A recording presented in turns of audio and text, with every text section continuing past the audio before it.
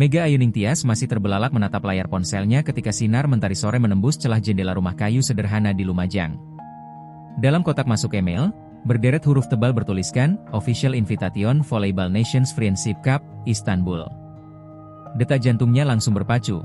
Seakan-akan langit Jawa Timur bergeser memberi ruang pada mimpi yang selama ini ia bisikan hanya kepada bintang-bintang. Di ruang tamu sempit, ibunya, seorang penenun kasur tradisional, menatap Mega dengan cemas bercampur haru. "Ibu takut kau kecewa, Nak," bisiknya, mengingat luka lama saat Mega gagal menembus skuad SEA Games Junior. Mega menelan ludah, bayangan tribun kosong dan tangis di kamar asrama kembali menghantam. Namun kini, undangan ini seperti surat pengampunan yang turun tepat sebelum harapan padam. Sore itu juga, Coach Yanti menelepon. Suaranya mantap, meski terdistorsi jaringan pedesaan. "Mega, kamu bukan cuma dipanggil, kamu diharapkan menjadi wajah baru Indonesia." Kalimat itu bagaikan beban dan sayap sekaligus. Mega mendengar lantang gemuruh sepatu di lantai kayu sekolah dasar tempat ia biasa berlatih. Semuanya terasa mengecil dibanding misi yang baru didengar. Malam menjelang, Mega duduk di tepi sungai kecil di belakang rumah. Bulan separuh menyisakan cahaya perak yang menari di permukaan air. Ia mengingat poster Zehra Gunes yang dulu terpampang di loker sempitnya, middle blocker Turki yang katanya tak pernah gentar.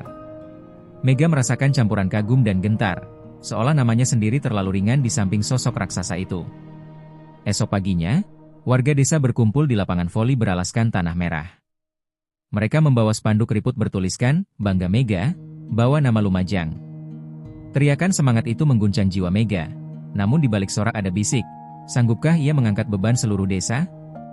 Saat melakukan pemanasan, tangannya bergetar, bukan karena udara pagi, tetapi karena pertempuran batin antara keyakinan dan rasa takut gagal. Petang sebelum keberangkatan, ayahnya pulang dari sawah dengan sepatu berlumur lumpur, lalu menyerahkan sebuah tas ransel tua miliknya. "Bapak dulu pernah ke Surabaya pakai ini," ujarnya lirih, "sekarang kau pakailah ke Istanbul." Mega memeluk ayahnya, merasakan tulang-tulang rapuh lelaki yang mengorbankan segala demi benih impiannya. Air mata mereka jatuh diam-diam, bercampur aroma padi yang mengering.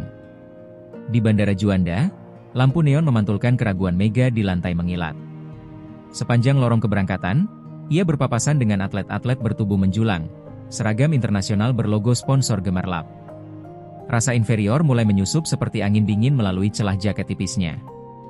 Namun ketika boarding call terdengar, Mega menggenggam ransel tua ayahnya, menepuk-nepuk tali yang hampir putus, dan berbisik, "Kita berangkat bersamamu, Desa."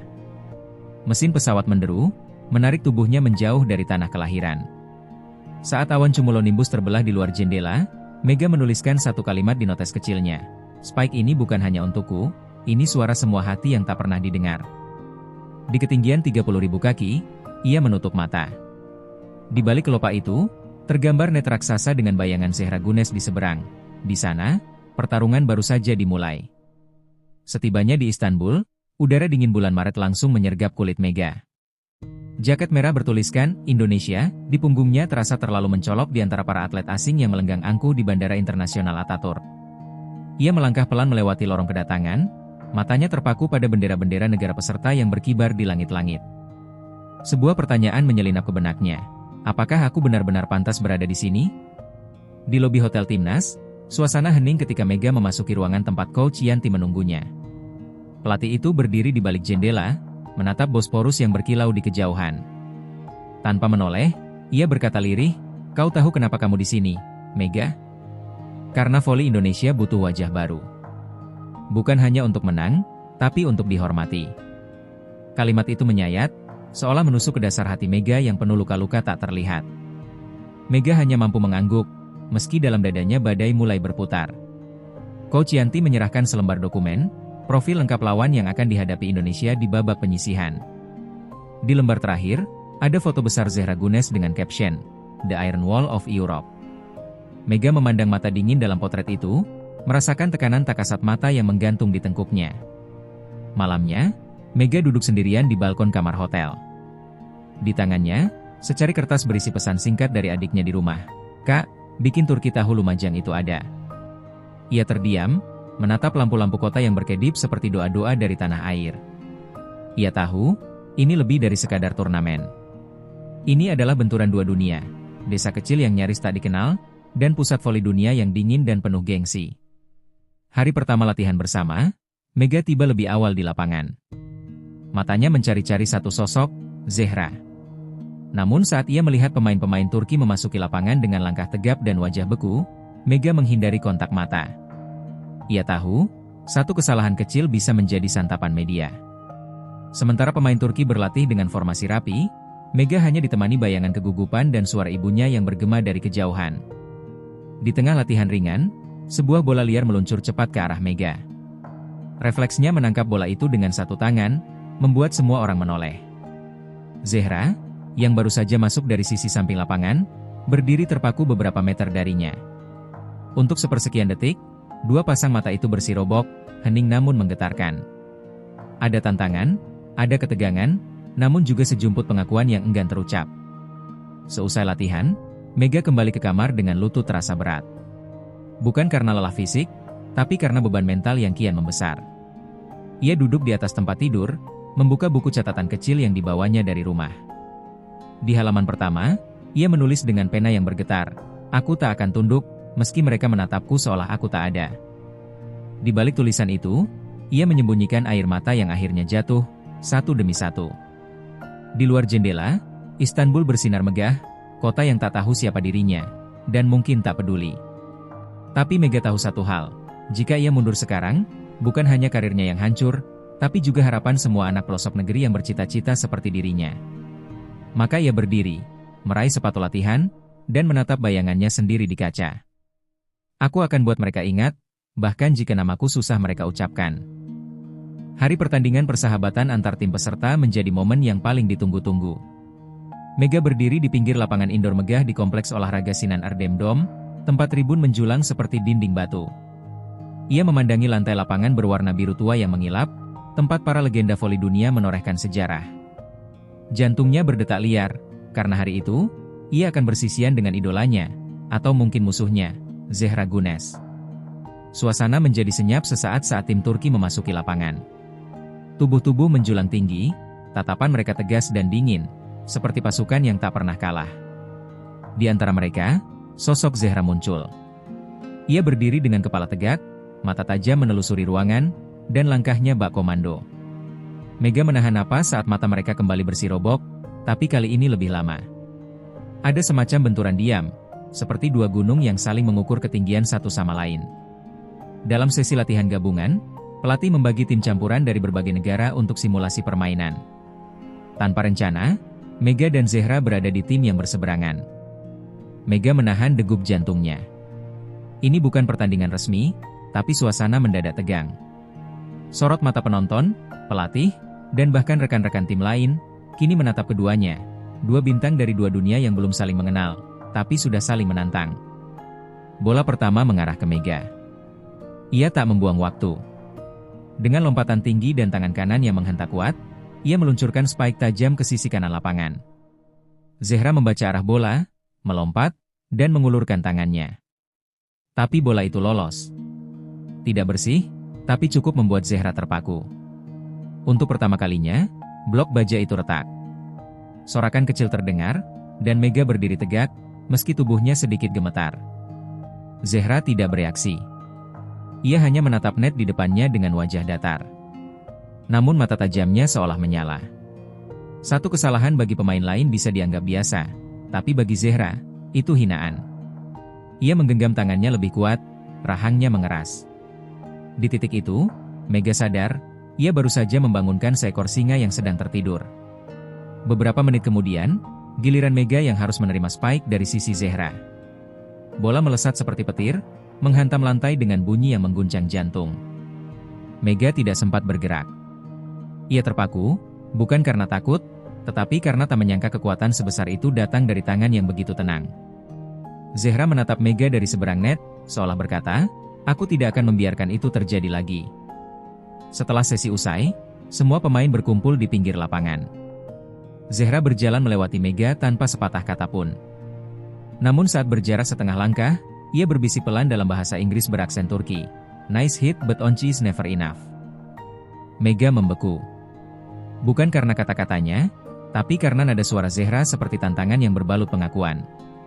Sebuah isyarat bahwa pertempuran mereka baru saja dimulai. Malam itu, Mega memandangi cermin di kamar hotel. Tubuhnya masih memar akibat jatuh saat diving tadi, namun pikirannya penuh bara. Ia menggenggam kaos tim Indonesia yang tergantung di kursi dan mencium bau keringat yang belum dicuci. Aku bukan hanya ingin mengalahkanmu, Zehra. Aku ingin kau tahu bahwa aku bukan sekadar keajaiban sehari. Aku datang bukan untuk tampil, aku datang untuk tinggal. Di ruang latihan khusus tim Turki keesokan harinya, suasana hening seperti makam tua. Zehra Gunes duduk menyendiri di sudut ruangan, menggenggam es batu dalam handuk kecil yang menempel di lutut kirinya. Tidak ada yang berani mendekat saat ia termenung memandangi net di depan. Matanya kosong, tapi sesekali berkedip cepat, tanda bahwa pikirannya sedang dihantam kenangan pahit yang belum sembuh. 2 tahun lalu, di sebuah turnamen persahabatan di Asia Tenggara, Zehra sempat mengalami cedera horor akibat spike keras dari seorang pemain muda Thailand. Saat itu, ia terlalu percaya diri melompat tanpa kalkulasi, mengira tak ada speaker Asia yang mampu menembus bloknya. Lututnya menghantam lantai dengan keras, robek dan memaksa absen selama 6 bulan. Di ruang rehabilitasi yang sepi, harga dirinya ikut runtuh. Dari sana, lahirlah semacam ketakutan tersembunyi, bukan pada bola, tapi pada potensi tak terduga dari tim-tim Asia. Sejak insiden itu, Zehra berubah. Ia menjadi pendiam, lebih disiplin, dan jauh lebih keras pada diri sendiri. Ia membangun reputasi sebagai tembok Istanbul bukan karena percaya diri, tetapi karena menolak luka lama terulang. Maka, ketika Mega Ayuning Tias menembus bloknya kemarin, luka itu kembali menganga. Lebih menyakitkan lagi, Mega adalah pemain Asia Tenggara, kepingan masa lalu yang datang dalam wujud baru, lebih muda, lebih cepat, lebih haus. Di ruang briefing pelatih, Eren Kaya menatap layar replay pertandingan latih tanding. Tatapannya tidak lepas dari satu frame, ekspresi wajah Zehra setelah spikenya ditembus. Ia menghela napas, lalu beralih ke berkas biodata Mega yang ada di tangannya. Dia bukan hanya kuat, dia tumbuh dari ketidakmungkinan, ujarnya lirih. Tak ada yang menjawab. Semua menyadari, pertarungan psikologi sedang berkecamuk dalam diri Zehra yang selama ini dikenal nyaris tak bisa disentuh. Malam itu, Zehra membuka ponsel lamanya dan memutar ulang rekaman cederanya 2 tahun lalu. Ia menonton dengan rahang mengeras, lalu berhenti di frame saat ia terjatuh, menggeliat kesakitan. Tangannya menggenggam kasur dengan gemetar. Ia menutup mata, dan dalam kegelapan pikirannya, wajah Mega muncul, bukan sebagai musuh, tapi sebagai bayangan dirinya dulu, gadis muda yang ingin diakui dunia. Di sisi lain kota, Mega tertidur lelap, tak tahu bahwa spike-nya telah mengguncang dunia internal salah satu pemain terbaik Eropa. Ia bermimpi sedang bermain voli di atas sawah, bersama teman-teman masa kecilnya, netnya terbuat dari tambang tua dan bola dari plastik berisi pasir. Di tengah mimpinya, tiba-tiba wajah Zehra muncul di seberang net, dan Mega terbangun dengan keringat dingin. Mimpi itu terasa seperti isyarat, pertarungan belum selesai, dan bisa jadi lebih besar dari yang ia duga. Keesokan harinya, latihan kembali dimulai. Namun suasananya jauh berbeda. Zehra terlihat lebih fokus, tapi dinginnya lebih terasa. Ia menghindari semua kontak mata dengan Mega. Bahkan ketika Mega menegur sopan di pinggir lapangan, Zehra hanya menjawab dengan anggukan singkat, tanpa suara. Bagi Mega, itu seperti tembok yang bukan hanya berdiri di lapangan, tapi juga di antara dua jiwa yang terluka. Di lorong menuju ruang ganti, Zehra berdiri di depan kaca besar yang memantulkan sosoknya yang tinggi dan kuat. Tapi di matanya, terlihat sedikit keraguan. Ia menggumamkan kalimat pendek dalam bahasa Turki, "Ben kim olduğumu unutma malim." Aku tak boleh lupa siapa diriku. Ia tahu, pertandingan sesungguhnya bukan melawan Mega, tapi melawan ketakutannya sendiri. Dan semakin dekat laga besar itu, semakin jelas, bentrokan antara Mega dan Zehra bukan sekadar adu spike dan blok, tapi duel masa lalu dan masa depan. Pagi yang menggigit menusuk jari-jari Mega saat ia mengikat tali sepatunya di ruang ganti. Aroma antiseptik bercampur parfum asing menusuk hidungnya, tapi hatinya hanya fokus pada satu hal. Hari ini Indonesia akan menghadapi Italia, lawan tangguh yang dipenuhi nama-nama bintang Liga Eropa. Mega berdiri di depan cermin kecil yang terpasang di dinding. Di balik refleksi tubuhnya yang kurus namun berotot, ia melihat bayangan adiknya, tersenyum sambil mengacungkan 2 jari. Peluit pertama dibunyikan. Stadion penuh sorakan dari pendukung tim lawan, namun hanya sedikit suara yang meneriakkan, "Indonesia." Mega berdiri di pojok lapangan, memandang net dengan tajam. Bola pertama dikirim keluar, dan pertandingan pun dimulai. Tim Italia langsung unggul dengan pola permainan cepat dan strategi presisi. Coach Yanti memanggil time out, nadanya rendah namun tajam. "Mega, buktikan kenapa kamu ada di sini." Set kedua dimulai. Mega, yang sempat ditekan dengan 2 blok tinggi, kini mulai menyesuaikan tempo. Ia melompat dengan gemetar, tapi spike-nya menghantam lantai dengan suara menohok. Sorakan kecil terdengar dari tribun belakang, suara yang tak begitu nyaring, tapi cukup untuk menyulut nyala yang hampir padam. Mega menoleh pada Zehra yang menonton dari bangku tim Turki, wajahnya tak berekspresi. Tapi Mega tahu, setiap bola yang ia hantam, Zehra melihatnya. Di set ketiga, Indonesia mulai bangkit. Mega tak hanya memukul bola, ia seperti melampiaskan seluruh kegelisahan dan rasa diremehkan ke dalam setiap hentakan tangan. Pundaknya terbakar, nafasnya memburu, namun tubuhnya seperti diisi energi dari tanah jauh di ujung timur Pulau Jawa. Set itu menjadi milik Indonesia. Kamera-kamera internasional mulai fokus padanya, menyebutnya The Thunder from the Tropics. Seusai pertandingan, Mega duduk sendirian di pinggir lapangan, keringat menetes deras hingga membasahi lantai. Indonesia menang 3-2. Sementara rekan-rekannya merayakan di tengah lapangan, Mega memandang ke arah bangku penonton. Mata Zehra menatapnya lurus. Tanpa tersenyum, tanpa tepuk tangan. Tapi ketika ia berdiri dan berjalan pergi, Mega melihat satu anggukan kecil, singkat, nyaris tak kentara, namun cukup membuat bulu kuduknya meremang. Pertandingan selanjutnya melawan Brasil berlangsung lebih brutal. Tim asal Amerika Selatan itu bermain cepat dan penuh tekanan. Mega nyaris tumbang di set kedua, pergelangan tangannya terkilir ringan setelah berusaha menyelamatkan bola dari tepi lapangan. Namun ia menolak diganti.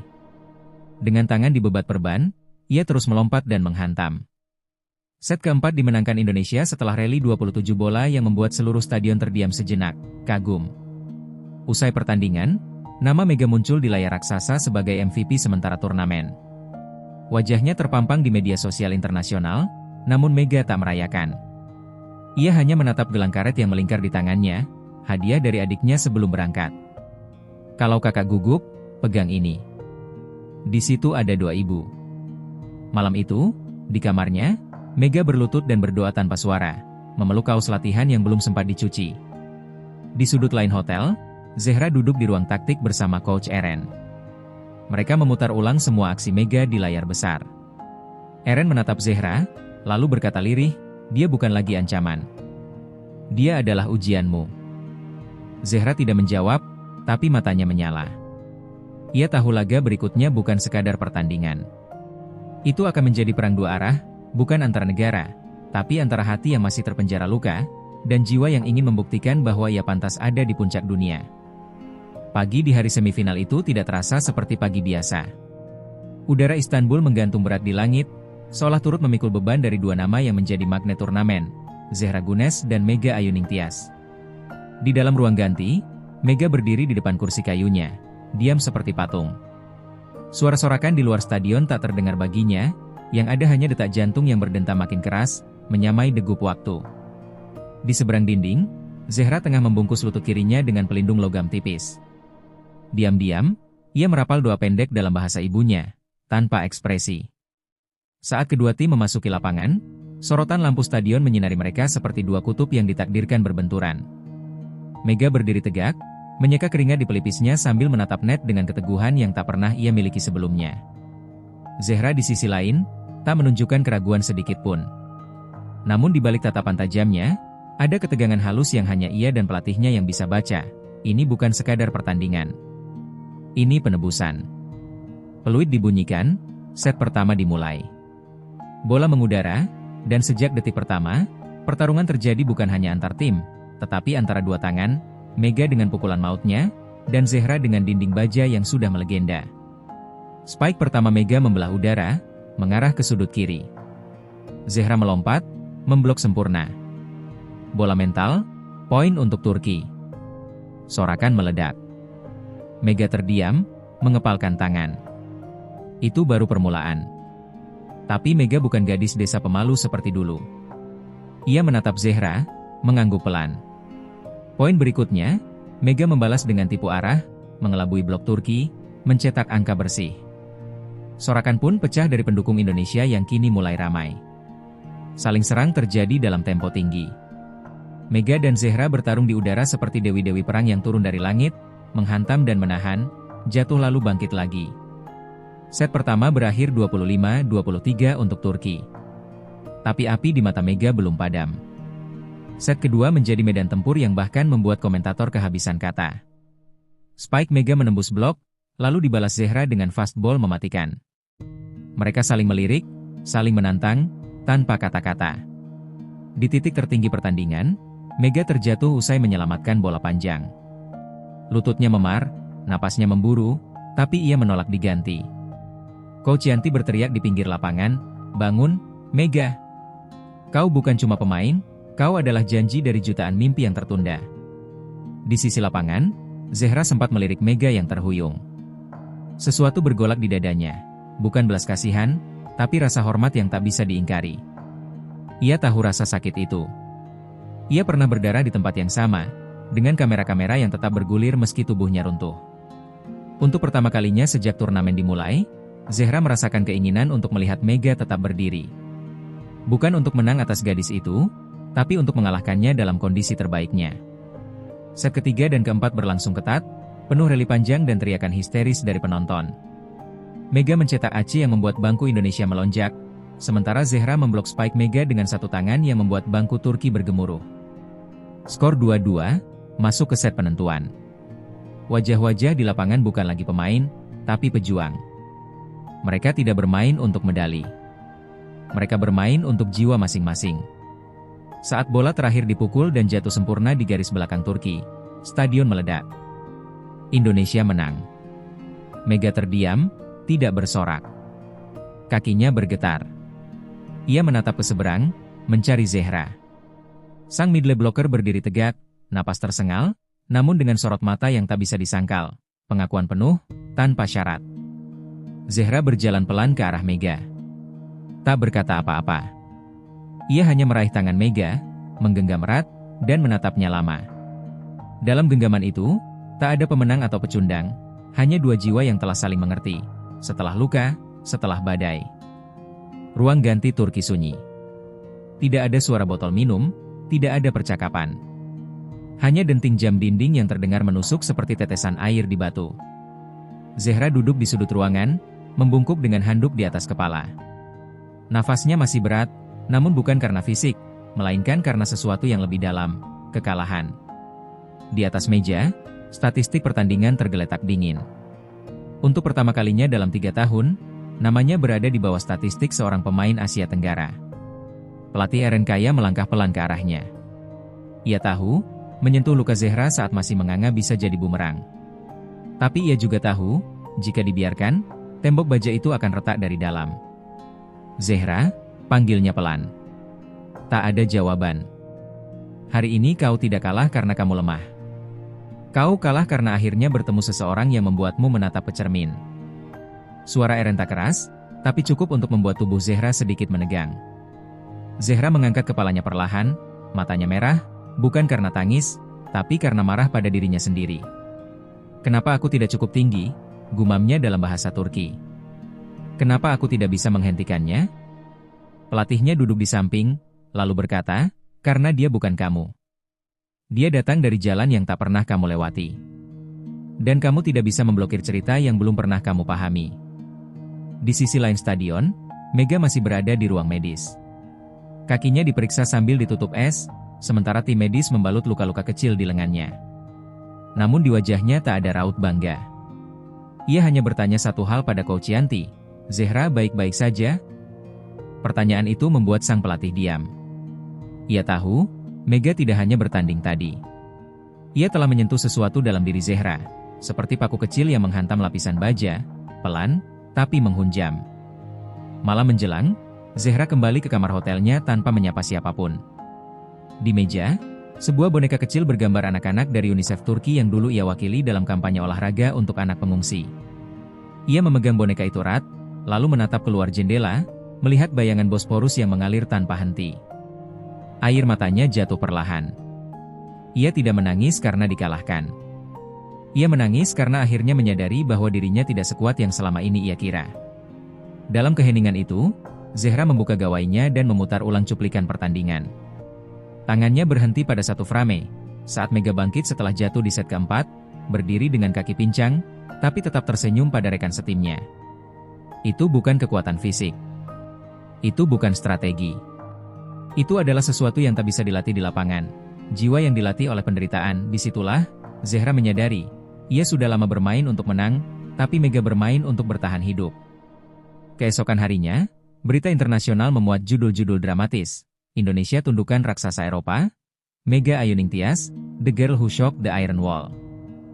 Namun Mega menolak wawancara panjang. Ia hanya menuliskan satu kalimat di akun sosial medianya. Untuk semua anak yang pernah dianggap kecil, lihat ke depan, bukan ke bawah. Pesannya viral. Di Lumajang, tangis ibunya pecah di dapur, melihat wajah putrinya di layar televisi nasional.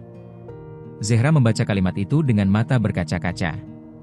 Lalu ia berdiri, mengganti pakaian latihannya, dan keluar kamar. Hari itu, untuk pertama kalinya setelah lama, ia tidak berlatih untuk memperbaiki statistik, tapi untuk membenahi dirinya sendiri. Ia sadar, pertemuannya dengan Mega bukan akhir dari kejayaan, melainkan awal dari pemulihan. Tembok yang selama ini ia bangun untuk menahan dunia, akhirnya mulai retak, agar cahaya bisa masuk. Final bukan hanya tentang trofi. Bagi Mega, itu adalah medan penghabisan, antara mimpi masa kecil dan luka-luka yang belum sepenuhnya sembuh. Di ruang ganti Indonesia, suasana hening seperti menjelang badai. Semua pemain menunduk, berdoa dalam diam. Mega duduk sendirian di pojok, memeluk lututnya. Pundaknya dibalut perban, dan kakinya masih terasa nyeri. Namun di wajahnya terpancar api yang tak bisa dipadamkan. Ia tak datang ke Istanbul hanya untuk menang, ia datang untuk membuktikan bahwa keberadaan anak desa tak bisa lagi diabaikan. Lawan mereka adalah tuan rumah Turki, yang kembali ke final lewat jalur repechage. Suasana stadion malam itu meledak, ribuan penonton bersorak menggetarkan dinding-dinding beton. Di antara mereka, Zehra Gunes berdiri dalam barisan timnya, tegap, namun tidak lagi keras. Dalam hatinya ada rasa campur aduk, bangga bisa kembali ke lapangan, sekaligus gentar bertemu kembali dengan Mega, bukan sebagai ancaman, tetapi sebagai cermin jujur dari dirinya sendiri yang dulu. Peluit pertandingan dibunyikan. Set pertama berjalan cepat, namun tak ada yang memegang kendali penuh. Bola mengalir deras, saling tukar spike dan blok, namun fokus semua kamera hanya pada dua nama, Zehra dan Mega. Mereka seperti dua sisi mata uang yang dilempar ke udara, berputar, jatuh, bangkit lagi. Di akhir set pertama, Mega mencetak poin penentu lewat spike diagonal yang membuat seluruh stadion terdiam. Bahkan pelatih Turki menunduk sesaat. Set kedua menjadi milik Turki. Zehra bangkit, dan menunjukkan kembali mengapa ia dijuluki Tembok Istanbul. Ia memblok dua spike Mega berturut-turut, membuat mental tim Indonesia goyah. Mega mulai kehilangan tempo, rasa sakit di pergelangan tangannya semakin menusuk. Namun saat Coach Yanti hendak menggantinya, Mega menolak halus, hanya berkata lirih, biarkan aku selesai di medan ini, entah dengan kemenangan atau jatuh. Set ketiga dan keempat berlangsung seperti peperangan purba. Rally panjang, jatuh bangun, dan tangisan yang ditahan. Di satu momen, Mega tersungkur keras saat berlari menyelamatkan bola liar. Stadion menahan napas. Zehra yang melihat kejadian itu dari net tak bisa tinggal diam. Ia melangkah mendekat, melampaui garisnya sendiri, dan menolong Mega bangkit. Kedua tangan mereka bertaut di tengah lapangan. Momen itu membuat stadion sunyi, seolah semua penonton menyadari bahwa malam itu lebih dari sekadar pertandingan. Mega menatap Zehra, matanya berkaca-kaca. Terima kasih, bisiknya. Zehra hanya mengangguk. Di mata mereka, tak ada lagi dinding. Yang ada hanya pemahaman, bahwa kekuatan sejati bukan pada siapa yang paling tinggi melompat, tapi siapa yang mampu bangkit ketika dunia berharap ia tumbang. Set itu dimenangkan Indonesia. Namun kemenangan terasa seperti bonus, bukan tujuan. Set kelima dimulai dengan energi yang menggetarkan tulang. Mega memimpin timnya dengan semangat gila, Zehra menjaga ritme timnya dengan ketenangan luar biasa. Hingga skor mencapai 14-13 untuk Indonesia. Bola terakhir melayang ke udara, Mega melompat, melampaui batas rasa sakit, melampaui batas dirinya sendiri. Spike-nya menembus tangan Zehra, menghantam lantai dengan bunyi yang menghentikan waktu. Peluit panjang terdengar. Indonesia juara. Tim berhamburan ke lapangan, memeluk satu sama lain dalam isak haru. Tapi Mega tidak bergerak. Ia terduduk di lantai, menangis, bukan karena kemenangan, tapi karena beban yang selama ini dipanggul akhirnya ia lepaskan. Zehra mendekat, lalu ikut duduk di sampingnya. "Kau membuatku mengingat siapa aku dulu," katanya pelan. Di tengah keramaian dan lampu sorot, dua perempuan itu duduk berdampingan, tanpa trofi di tangan, tapi dengan jiwa yang saling menyembuhkan. Usai upacara penghargaan dan pidato penuh pujian, stadion perlahan kosong. Lampu-lampu sorot dipadamkan satu persatu, meninggalkan hanya kilau samar dari tribun yang mulai gelap. Mega duduk sendirian di tepi lapangan, mengenakan jaket tim Indonesia yang basah oleh keringat dan air mata. Medali emas tergantung di lehernya, namun rasanya berat, bukan karena bobot logam, tapi karena segala rasa yang belum sempat ia urai. Kemenangan ini tidak hanya miliknya, ia membawa nama ibu, adik, sawah yang basah, dan mimpi yang dulu sering ditertawakan. Di ruang ganti Turki, Zehra melepas kaos dengan tangan gemetar. Ia menatap pantulan dirinya di cermin besar, mata lelah, wajah basah, dan senyum yang baru saja ia pelajari kembali. Kekalahan malam ini terasa berbeda. Tidak pahit. Justru menyegarkan, seperti menelan air setelah menempuh padang gurun panjang. Ia tahu, ia telah bertarung seutuhnya, tanpa dendam, tanpa angkuh. Dan untuk pertama kalinya dalam karirnya, ia mengakui, ada kekuatan lain di luar statistik dan reputasi, yakni keberanian untuk kalah dengan kepala tegak. Beberapa jam setelah pertandingan, Zehra mendatangi hotel tempat kontingen Indonesia menginap. Ia tidak menghubungi siapa-siapa. Hanya membawa satu benda, sepasang sepatu bertanda tangannya, yang dulu ia janjikan akan diberikan pada sosok yang layak ia hormati sebagai lawan sejati. Di lobi, ia melihat Mega duduk bersama pelatih dan beberapa rekan tim, tertawa kecil sambil menahan rasa sakit di lututnya yang lebam. Zehra melangkah maju, dan untuk sesaat, semua suara di ruangan berhenti. Mega bangkit perlahan saat melihat Zehra mendekat. Tak ada kata formal, tak ada jabat tangan protokol. Zehra hanya menyerahkan sepatu itu, lalu berkata lirih, "Kau mematahkan blokku, tapi lebih dari itu, kau membuka mataku." Mega nyaris tak bisa menahan tangisnya. Ia menerima hadiah itu seperti menerima restu dari langit. Semua pemain Indonesia berdiri dan memberi tepuk tangan. Tapi Zehra hanya menunduk pelan, lalu berbalik pergi. Ia sudah menyampaikan yang perlu disampaikan, sisanya biar dunia yang mengingat. Keesokan harinya, berita tentang momen pasca pertandingan Mega dan Zehra memenuhi media internasional. Banyak yang menyebutnya The Sisterhood of the Net. Ada yang menyamakannya dengan duel legendaris dalam sejarah olahraga, tapi penuh rasa manusiawi. Namun bagi Mega, semua itu terasa jauh. Ia lebih sibuk menuliskan surat untuk ibunya di Lumajang, menanyakan kabar panen padi, dan apakah hujan masih deras seperti waktu ia kecil dulu berlatih di bawah gubuk plastik robek. Di pesawat yang membawanya pulang ke Jakarta, Mega duduk di dekat jendela. Di tangannya, ia menggenggam surat dari Kementerian Pemuda dan Olahraga yang menawarkan beasiswa penuh serta peluang menjadi duta olahraga untuk daerah 3T. Tapi pikirannya bukan pada jabatan atau popularitas. Ia hanya berpikir, apakah ia bisa kembali ke desa dan mengajar anak-anak perempuan bermain voli, tanpa lapangan licin dan bola rusak. Ia ingin menjadi jembatan, bukan bintang. Sementara itu, Zehra mengambil cuti dari klubnya di Eropa. Ia memutuskan pulang ke desa kecil tempat ayahnya berasal. Di sana, ia membantu anak-anak pengungsi yang ingin belajar voli. Setiap kali ditanya tentang Mega, ia hanya menjawab singkat, "Dia bukan lawan terakhirku. Dia adalah cermin terbaik yang pernah kuhadapi." Ia menolak tampil di TV, menolak sesi pemotretan. Ia merasa belum waktunya naik ke panggung, karena kadang, pertumbuhan terbaik justru terjadi saat kita memilih jalan sunyi. Dunia terus bergulir. Turnamen selesai. Berita berganti. Tapi satu hal tertinggal di hati banyak orang, bahwa dua perempuan dari dunia berbeda telah menunjukkan kepada dunia bahwa olahraga bukan soal menang atau kalah semata, melainkan tentang menghormati luka, menyambut pelajaran, dan membangun jembatan di atas jurang yang dulu penuh prasangka. Dan dalam setiap net yang terpasang di pelosok negeri, cerita mereka akan terus hidup, tak terhapus waktu. Setahun telah berlalu sejak Spike terakhir Mega mengguncang lantai Istanbul dan mengubah hidup banyak orang. Di desa kecilnya di Lumajang, suara peluit dan tawa anak-anak ini menghiasi sore hari. Lapangan yang dulu hanya tanah merah kini telah disemen, netnya tegak berdiri di antara tiang bambu yang diperbarui.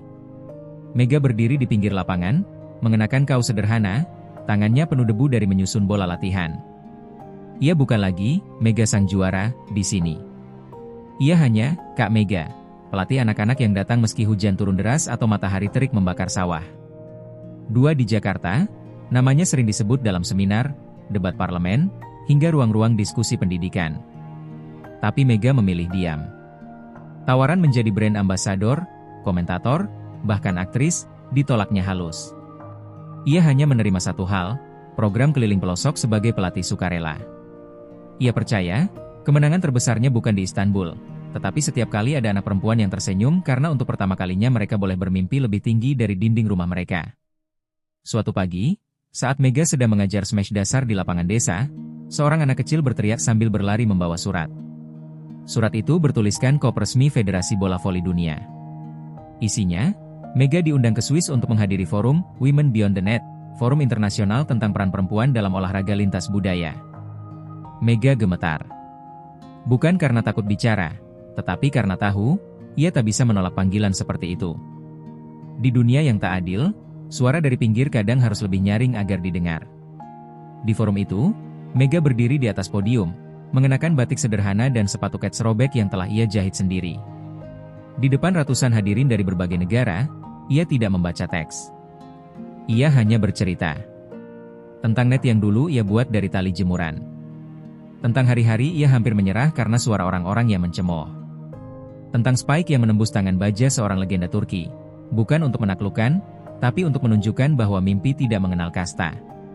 Di antara hadirin, duduk Zehra Gunes, yang kini menjadi duta UNICEF untuk olahraga inklusif.